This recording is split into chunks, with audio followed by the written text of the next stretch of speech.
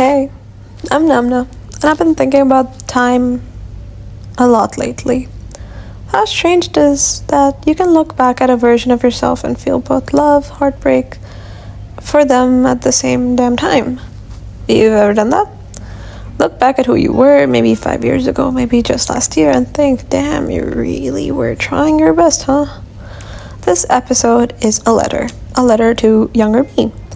To the girl who thought being quiet would keep her at peace, the one who thought love meant proving your worth to yourself and to others, the one who felt like she had to hold it all together, even when she was unraveling inside. So if that's ever been you, too, I hope this lands too, and I hope this is the permission you've been waiting for. These are 5 truths I wish someone had told me before I learned them the hard way. Let's start. I used to take every ending personally. Friends pulling away, my fault. Situationships fizzling out, my fault. I replayed every word like a crime scene, analyzing tone, film timings, and my mistakes. Here's the truth. People come into your life for seasons. And when their season ends, you don't owe them a forever. Just because the start felt good. Remember this. Friend, we were close, the type of close that felt permanent. We made summer plans in December. We shared passwords. I thought she was going to be the maid of honor at my wedding. No exaggeration. But then life did what it does. We drifted. I kept texting. She kept replying with less until one day the reply stopped altogether. And I sat with at first I was angry, then I was sad, and then I felt stupid for being both. But now I get it. Not all people are forever people, and that doesn't mean they don't mean something. Let people be chapters, not the whole book. You don't need to villainize someone to let them go. They're slow fades. Some goodbyes aren't loud, and that's really okay. So reflect on this with me. Is there someone you're still holding on to, emotionally, energetically, gracefully in memory? What are you afraid will happen if you finally let go? How would it feel to release the version of you that kept chasing closure? Because I don't think you're chasing closure, you really just want to be the ending. Number 2. Being liked is not the same as being respected. You can be agreeable, present, easy to digest, and still be dismissed. I chased likability for years, smiling when I didn't mean it, shrinking my voice, my presence, avoiding conflict like it was contagious. I thought if I just made myself easy to love, smaller, quieter, more chill, then people would be treating me better. Value me more, respect me. But no, you don't build worth from the outside in. You earn respect by knowing who you are and not apologizing for it. There was this time, a class project, normal. Knew what we were doing was unfair. I knew I had something valuable to say, but I didn't say it because I didn't want to be that girl, too much, too loud, too assertive. And I regret it, I still do. Because being liked doesn't mean getting any closure for being respected.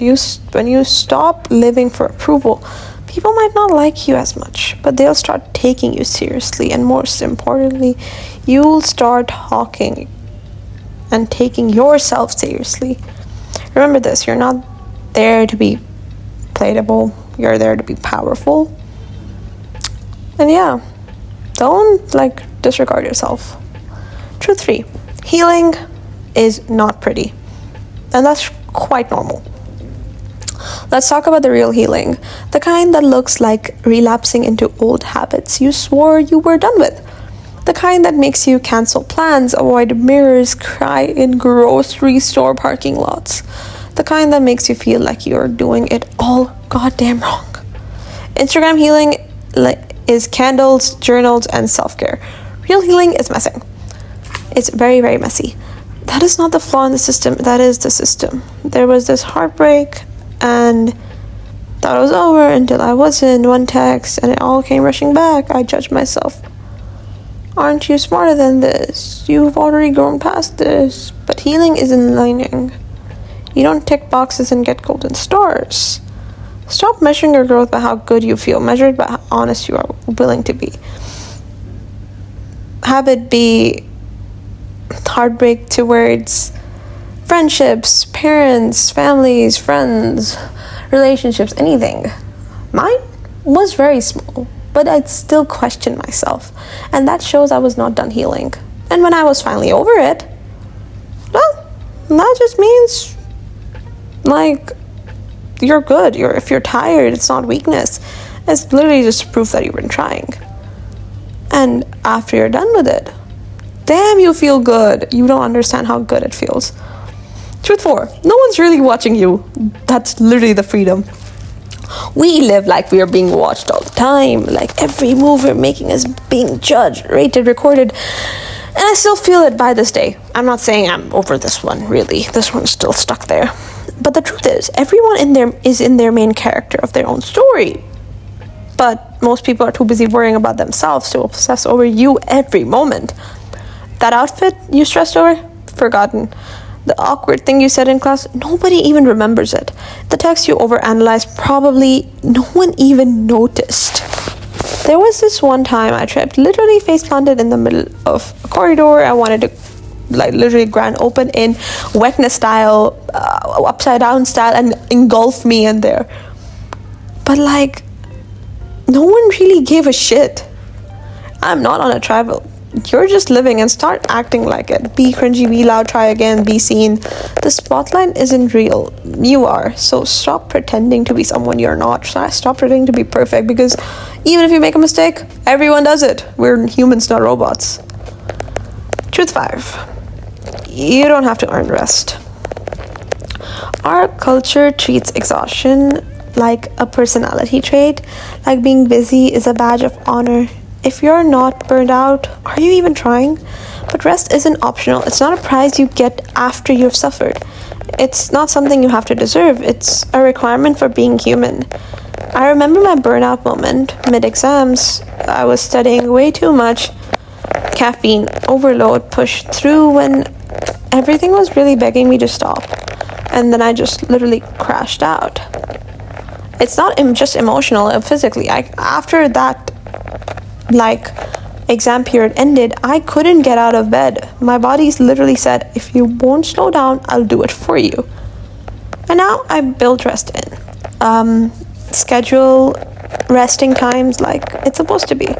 Because I just don't want to survive, I want it to last. So say no, chase, close that laptop, let people down, take naps, and the world can wait. Your health is really cannot. And now, if you're still here, thank you. Thank you for sitting with these truths. Thank you for holding space for your younger self and maybe your current self too. Growth doesn't always feel like growing. Sometimes it feels like grieving. Like breaking up with the old version of yourself. Like asking, who even am I without this pain? But keep going, keep choosing you. Let me say this before I go. You don't have to rush your healing. You don't have to justify your boundaries. You don't have to prove your worth to anyone but yourself. You're allowed to just be you, and that's enough. So, anyway, you know the gist of the end. All of this was just a thought. I'll see you all next time. Bye-bye.